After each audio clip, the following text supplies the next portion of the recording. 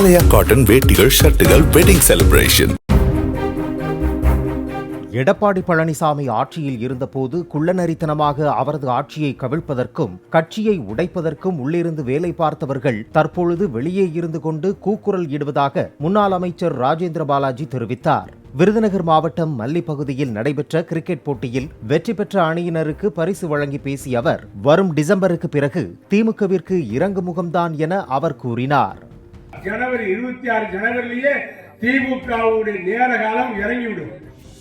விருதுநகர் மாவட்டத்தில் 7 தொகுதிக்கு 7 தொகுதிகளிலும் அதிமுக வெற்றி பெறும். எடப்பாடியார் விரல் நீட்டுகின்ற வேட்பாளர் வெற்றி பெறுவார். ஆலயா காட்டன் வேட்டிகள் ஷர்ட்டுகள் வெட்டிங் செலிப்ரேஷன். பிளே ஸ்டோர் மற்றும் ஆப் ஸ்டோரில் இருந்து பாலிமர் செயலியை QR கோடு மூலம் பதிவிறக்கம் செய்யுங்கள். செய்திகளை உடனுக்குடன் பெறுங்கள்.